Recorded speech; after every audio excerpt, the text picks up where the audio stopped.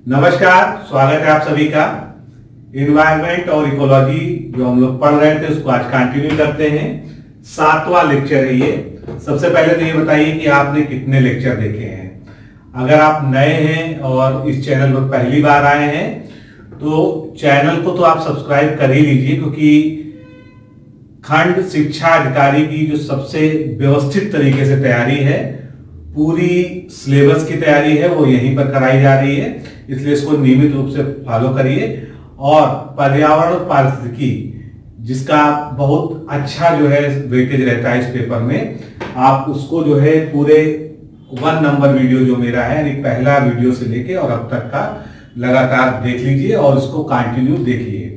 तो आज का टॉपिक भी बहुत महत्वपूर्ण है, जैव विविधता या बायोडाइवर्सिटी, क्योंकि ये करंट से जुड़ा हुआ भी टॉपिक है और यूपीपीएससी के एग्जाम्स में ऐसे ही टॉपिक्स को उठाया जाता है जो करंट से भी जुड़े हों।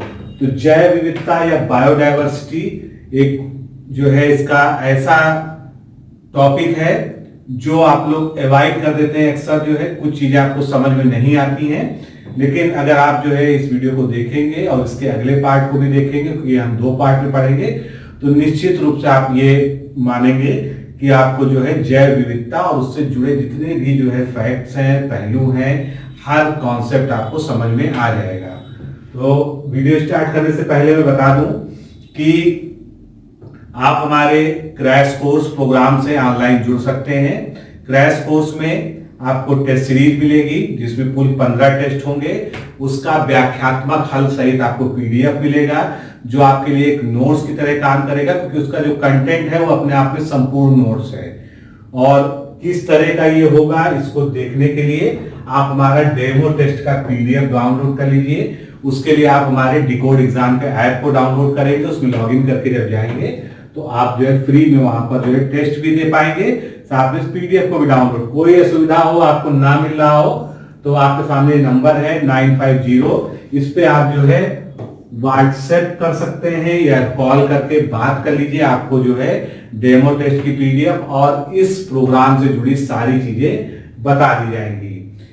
कम समय में अगर आप बेहतर तैयारी करना चाहते हैं, अच्छी तरह से तैयारी करना चाहते हैं, पूरे सिलेबस को कवर करना चाहते हैं, तो निश्चित रूप से इस प्रोग्राम से जुड़िए। मैं आपको रिकमेंड करता हूं और आप बिल्कुल भी निराश नहीं होंगे, क्योंकि हमारा जो है जो क्रैश कोर्स डिजाइन करने का तरीका है, हम अब तक ये 9वां क्रैश कोर्स चला रहे हैं 9वें एग्जाम के लिए, और हम हमेशा ही जो है बहुत अच्छे तरीके से सफल हुए इस कार्यक्रम में। तो चलिए स्टार्ट करते हैं आज का हम लेक्चर। सबसे पहले हम ये समझते हैं कि जैव विविधता क्या है। नाम को अगर हम देखें, जैव मतलब जैविक जगत, जिसमें जो है पौधे, जंतु और जितनी भी लिविंग ऑर्गेनिज्म सब आते हैं। विविधता मतलब डाइवर्सिटी या जो है वेरिएशन, दोनों ही शब्द आप डाइवर्सिटी यहाँ प्रयोग किया जाता है।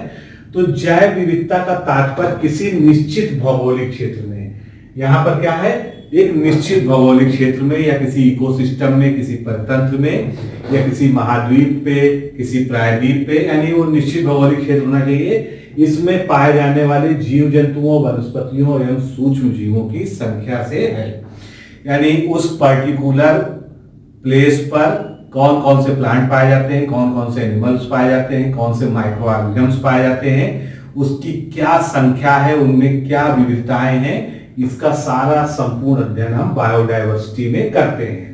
ये जैव विविधता एक ही प्रजाति के मध्य हो सकती है।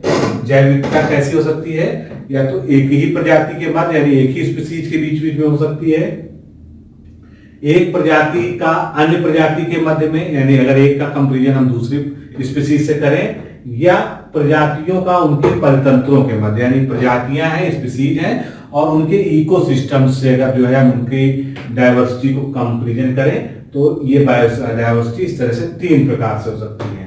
अतः जैव विविधता जीवों का उनके पारिस्थितिकी तंत्रों में एक तुलनात्मक अध्ययन है। मान लीजिए हम कहते हैं कि एक तालाब का इकोसिस्टम है और एक जो है घास के मैदान का इकोसिस्टम है। हम कहते हैं इसमें हमको जैव विविधता का कंपैरिजन करना है। तो तालाब वाले में क्या होगा, उसमें जो है एक्वेटिक प्लांट्स होंगे, जो है जैसे हाइसिंथ हुआ, जो है उसमें मछलियां होंगी, उसमें जो है मेढक होंगे और जलीय जंतु होंगे। वहीं पर दूसरी तरफ अगर हम देखें तो एक घास स्थल है मान लीजिए, तो उसमें क्या क्या पाया जाने की संभावना है? टिड्डा है, वहां पर घास होगी, उसमें छोटे छोटे और कीड़े होंगे, चूहे हो सकते हैं। तो इस तरह से बायोडायवर्सिटी क्या है? दो इकोसिस्टम का तुलनात्मक अध्ययन, यानी comparative study of two ecosystems is also known as biodiversity. आगे चलते हैं। अब जैव विविधता में ही किसी भी पारिस्थितिकी तंत्र यानी इकोसिस्टम या बायोम में मिलने वाली जीव जंतुओं के प्रजातियों की विविधता को जैव विविधता कहते हैं। विभिन्न तरीके से एक ही बात को कहा जा रहा है। यहां पर हम बायोम शब्द को भी लेके आए हैं। तो क्या आप जानते हैं कि बायोम क्या होता है? तो समान जैविक तथा जैविक दशाओं वाले प्राकृतिक परितंत्र को जीवोम या बायोम कहा जाता है। कभी कभी एग्जाम में आ जाता है कि बायोम की निम्न में से सही परिभाषा क्या है? तो समान जैविक दशाओं वाले प्राकृतिक परितंत्र को, जहां पर जैविक दशाएं समान हो, ऐसा जो इकोसिस्टम होगा उसको हम बायोम या जीवोम हिंदी में कहेंगे। तो कोई भी इकोसिस्टम हो या बायोम हो, उसमें जो जीव जंतुओं की प्रजातियां हैं उनकी जो विविधता होती है उसको ही हम जैव विविधता कहते हैं।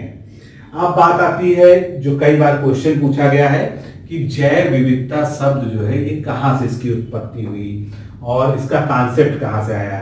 तो बहुत पहले यानी 1968 में रेमंड एफ दासमैन के द्वारा अपनी पुस्तक a different kind of country में बायोलॉजिकल डाइवर्सिटी नामक एक शब्द का प्रयोग किया गया था। लेकिन इसको बायोडाइवर्सिटी नहीं कहा गया था, इसको बायोलॉजिकल डाइवर्सिटी कहा गया था। हालांकि बायोडाइवर्सिटी उसी का शॉर्ट फॉर्म है, लेकिन इन्होंने बायोलॉजिकल डाइवर्सिटी शब्द का प्रयोग किया था। और इन्होंने भी जो है उनका जो मतलब था वही था कि जीव जंतुओं में जो विविधता है उसको दर्शाने के लिए ये शब्द का प्रयोग किया गया था। लेकिन जैव विविधता या बायोडायवर्सिटी का एक्चुअल प्रयोग और उन्हीं अर्थों में प्रयोग जो है 1985 में वॉल्टर जी रोजेन के द्वारा सबसे पहले किया गया था। तो अगर आपके सामने एक क्वेश्चन आता है कि जैव विविधता शब्द का सबसे पहले प्रयोग किसने किया था, तो वॉल्टर जी रोजेन के द्वारा जैव विविधता शब्द का सबसे पहले प्रयोग 1985 में किया गया था।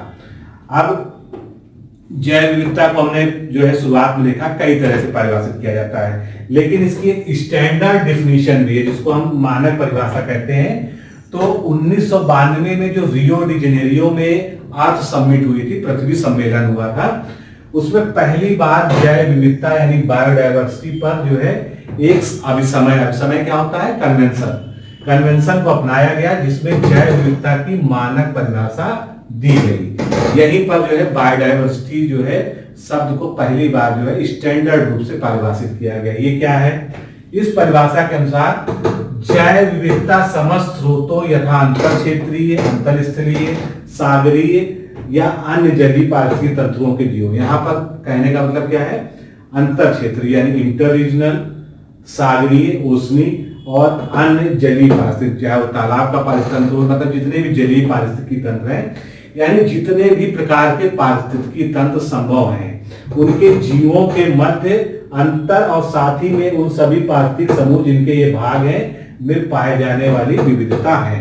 तो यहाँ पर दो बातें कही गई हैं, इसको फिर ध्यान से समझिएगा।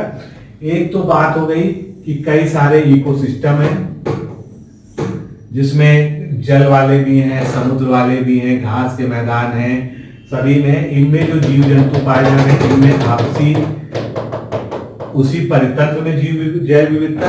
उसके अलावा मान लीजिए दो महासागर हैं, एक प्रशांत महासागर है, एक अटलांटिक महासागर है। तो अब बात हो गई कि दो महासागरीय पारिस्थितिकी तंत्रों में आपस में भी कंपैरिजन होगा। वहां भी हम देखेंगे कि किस तरह से जो है बायोडायवर्सिटी जो है उसमें जो है अंतर है, कि वहां पर क्या डिफरेंस है, यहाँ पर क्या डिफरेंस है। तो इस तरह से ये दोनों ही जगह इसका कंपैरिजन किया जाता है। तो इसको हम इस चित्र में भी देख सकते हैं कि विभिन्न प्रजाति का, फिर दूसरी विभिन्न प्रजाति का, फिर समान प्रजाति का, इस तरह से जो है आपस में जो कंपैरिजन किया जाता है। तो इसमें एक ही प्रजाति के अंदर पाई जाने वाली विविधता, विभिन्न जातियों के मध्य विविधता तथा पारिस्थितिकी विविधता सम्मिलित है। यानी कितने तरह की विविधताएं हो गई, कितने तरह की डायवर्सिटी हो गई। एक तो हो गई एक ही प्रजाति के अंदर पाई जाने वाली विविधता, उसके बाद विभिन्न जातियों के मध्य पाए जाने वाली विविधता और विभिन्न पारिस्थितिकी विविधताएं, ये तीनों ही इसमें सम्मिलित हैं। अब आगे चलते हैं। जैव विविधता का मुख्य 3 स्तर होता है। ये सब चीजें ऐसे ही एग्जाम में पूछ ली जाती हैं, बहुत इंपॉर्टेंट है। तो ये 3 स्तर कौन से हैं, एक एक करके हम बात करते हैं। सबसे पहले हम बात करते हैं अनुवांशिक विविधता की। अनुवांशिक विविधता यानी जेनेटिक डायवर्सिटी। जेनेटिक, जैसा कि यहाँ पे नाम से स्पष्ट है कि इसमें जेनेटिक लेवल पर जो है जीवों में विविधता को अध्ययन किया जाता है या जाना जाता है।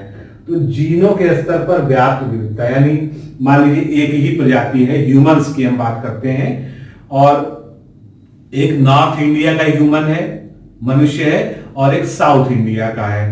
तो दोनों की जो है प्रजाति, दोनों में प्रजातीय विविधता भी पाई जाएगी। होने को दोनों ही मनुष्य हैं, लेकिन उनके अगर जेनेटिक सैंपल का कंपैरिजन किया जाएगा, उनकी जीन लेवल पर उनमें डायवर्सिटी देखी जाएगी तो दोनों में अलग होगा।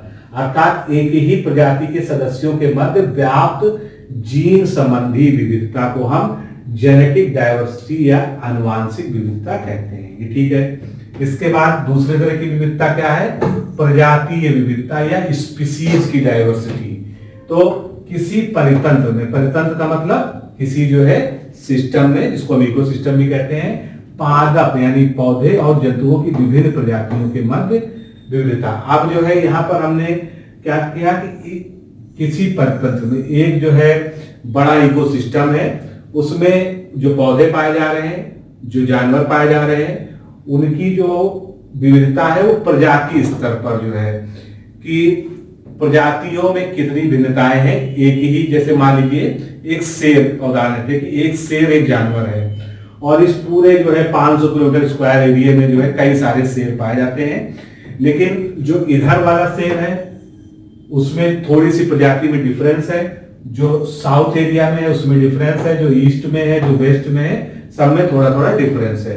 तो ये जो डिफरेंस होगा ये प्रजाति स्तर पर विविधता कहलाएगा। तीसरा पारिस्थितिकी विविधता यानी इकोलॉजिकल डाइवर्सिटी। इसमें क्या है, विभिन्न परितंत्रों में रहने वाली प्रजातियों के मध्य विविधता एवं परितंत्रों में अंतःक्रिया, जैसे कि घास के मैदान, झील, पर्वतीय क्षेत्र, ये उसके उदाहरण हो गए। यानी अब दो परितंत्रों की बात करें, मान लीजिए एक तालाब है, तो हम कहते हैं एक तालाब उत्तर प्रदेश में है, एक तालाब महाराष्ट्र में है।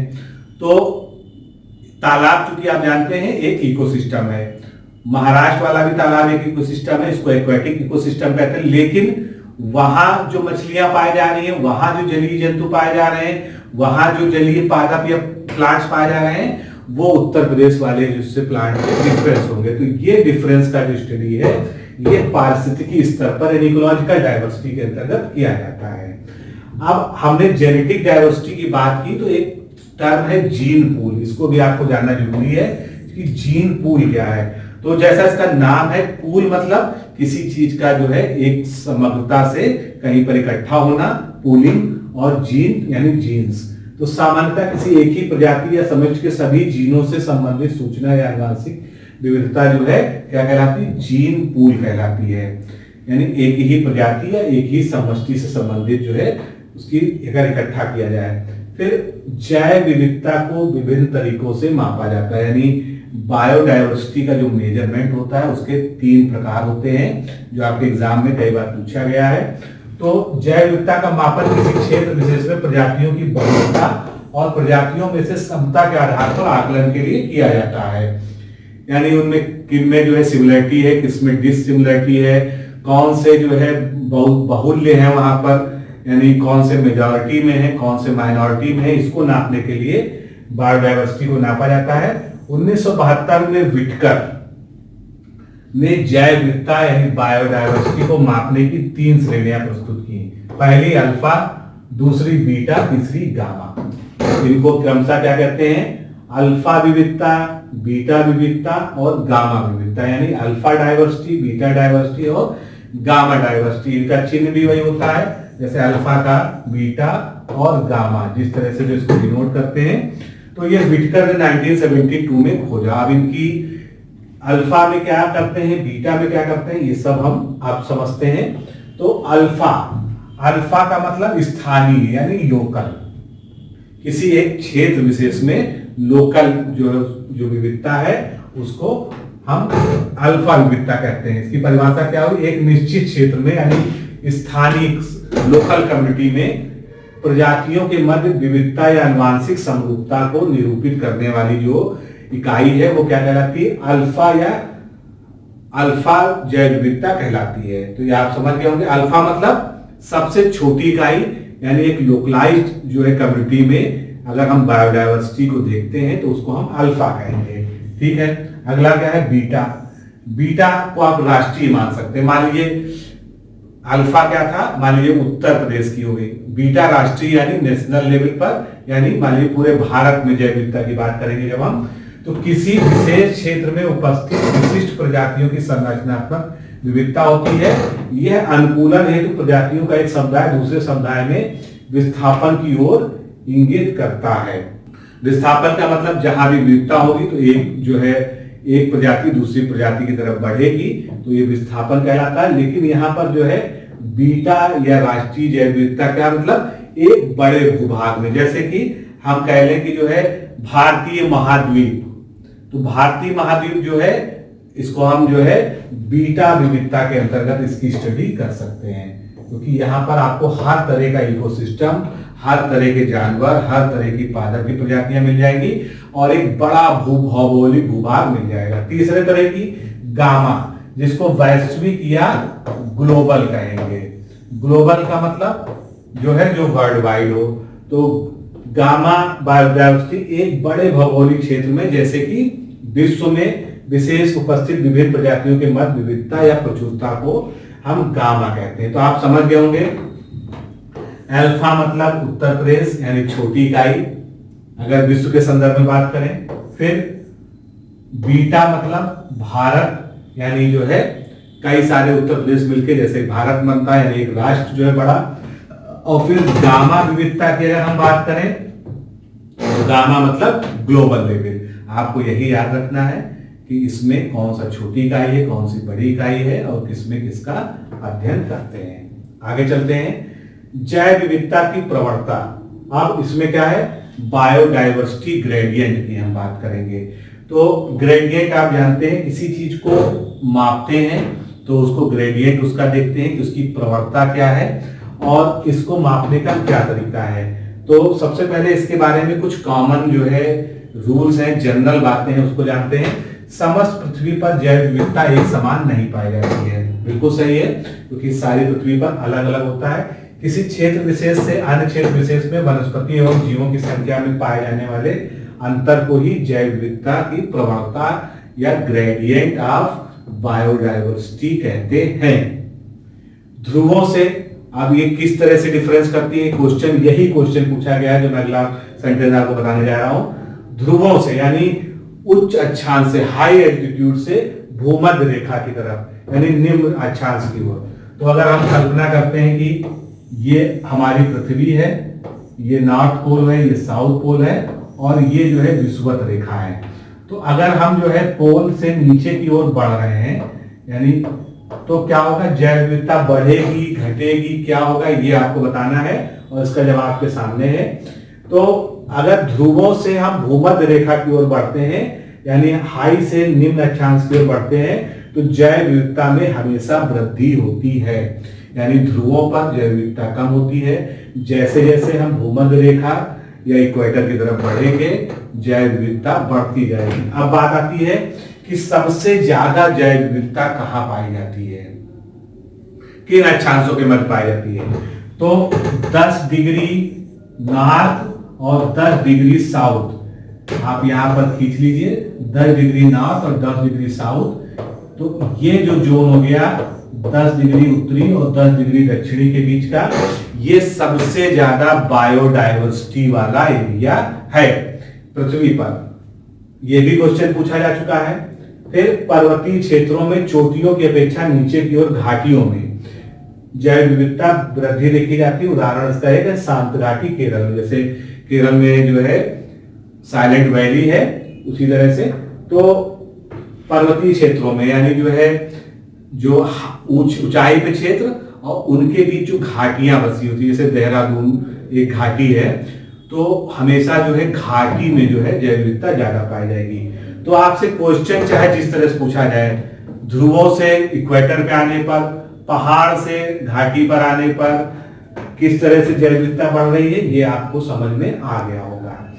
अब सर्वाधिक जैव विविधता यानी सबसे ज्यादा बायोडायवर्सिटी किस तरह के जगहों में पाई जाती है या किस तरह के जो है जोन में पाई जाती है, तो उष्ण कटिबंधीय वर्षा वन जो होते हैं, ट्रॉपिकल रेन फॉरेस्ट, और इनका जो मोस्टली जो है फैलाव होता है वो 10 डिग्री नॉर्थ से 10 डिग्री साउथ के बीच में जो है जोन में होता है। इन क्षेत्रों में पौधों और प्राणियों के विकास तथा वृद्धि के लिए अनुकूलतम दशाएं पाई जाती है, क्योंकि इसमें वर्ष भर उच्च वर्षा तथा उच्च तापमान रहता है, क्योंकि यहाँ पर उच्च वर्षा भी होती है, उच्च तापमान भी होता है, तो सबसे ज्यादा जो है प्राणियों के विकास के लिए दशाएं होती है। इसी कारण इसको अनुकूलतम बायोम कहा जाता है। ये शब्द पूछा जा चुका है कि ऑप्टिमम बायोम कौन सा एरिया होता है, तो ऑप्टिमम बायोम होता है ट्रॉपिकल रेन फॉरेस्ट या उष्णकटिबंधीय वर्षा वन, क्योंकि यहाँ पर सबसे ज्यादा अनुकूल दशाएं होती है जहां पर पेड़ पौधे वृद्धि कर सके। आगे चलते हैं। अब अत्यधिक जैव विविधता वाले क्षेत्र कौन से हैं, तो हाईली बायोडायवर्सिटी एरिया जो है, पहला तो हमने बात कर ली उष्णकटिबंधीय वर्षा वन, ट्रॉपिकल रेन फॉरेस्ट। अब यहाँ पर जो है कुछ खास चीजें क्या है, दुनिया की 50% जो प्रजातियां हैं, स्पीसीजेज हैं, चाहे वो प्लांट की हो चाहे एनिमल्स की हो, इसी क्षेत्र में निवास करती हैं, और इस क्षेत्र को जैव विविधता का भंडार भी कहा जाता है, रिजर्वायर ऑफ बायोडायवर्सिटी। दक्षिण अमेरिका के अमेजन उष्णकटिबंधीय वर्षा वनों को जैव विविधता विश्व में सर्वाधिक है। अमेजन वर्षा वनों में भी आग भी लगी थी, लेकिन सबसे ज्यादा जो है बायोडायवर्सिटी वहीं पर है। उसको पृथ्वी का फेफड़ा भी कहते हैं, क्योंकि वहां से सबसे ज्यादा ऑक्सीजन प्रोड्यूस होती है। विशालता के कारण ही इसे पृथ्वी का फेफड़ा भी कहा जाता है, जो यहाँ पर लिख दिया गया है। फिर प्रवाल भित्तियां या कोरल रीफ्स, तो कोरल रीफ्स आप जानते हैं जो है समुद्रों में जो है बनती है, तटों किनारे, तो जीवों के लिए एक आदर्श परितंत्र ये प्रदान करती हैं। इन्हें समुद्री वर्षा वन कहा जाता है। इन्हें क्या कहते हैं, ओशन रेन फॉरेस्ट भी कहते हैं। विश्व में सबसे बड़ी प्रवाल भित्ति कहां पर है, ऑस्ट्रेलिया के किनारे किनारे आप देखेंगे पूरा बॉर्डर जैसा ग्रेट बैरियर रीफ। तो ग्रेट बैरियर रीफ जो है ये सबसे बड़ी दुनिया की प्रवाल भित्ति या कोरल रीफ की जो है वो है संरचना। अब आर्द्र भूमियां जिनको हम वेटलैंड्स कहते हैं, तो वेटलैंड्स क्या होते हैं, नमी और दलदल वाले स्थान। तो कच्छ एवं ज्वारी मैंग्रोव इसमें आ जाएंगे, नदियों के किनारे की आर्द्र भूमि आ जाएगी, बाग वाली भूमि आ जाएगी। तो जलमग्न रहकर लवड़ी पर्यावरण में अपना पोषण एवं संवर्धन ही करते हैं, और सर्वाधिक जैव विविधता भूमध्य रेखीय प्रदेशों में और न्यूनतम जैव विविधता ध्रुवों के निकट होती है। ये बात हमने पहले देख ली। और सबसे ज्यादा जैव विविधता वाला महाद्वीप कौन सा है, अफ्रीका है। तो अगले क्वेश्चन का आपको क्या आंसर मिला कि सबसे ज्यादा जैव विविधता यानी बायोडायवर्सिटी वाला कॉन्टिनेंट दुनिया में कौन सा है, अफ्रीका। अफ्रीका में सबसे ज्यादा जैव विविधता पाई जाती है। अब यहां पर आर्द्र भूमि की बात चली है, तो ये भी जान लीजिए कि विश्व आर्द्र भूमि दिवस कब मनाया जाता है और उसका इंपॉर्टेंस क्या है। तो वर्ल्ड वेटलैंड्स डे 2 फरवरी 2019 को रिसेंटली मनाया गया था। अगली फरवरी के बाद अगर आप ये वीडियो देख रहे हैं तो आपको जो है इसकी थीम जो है अपडेट करनी होगी।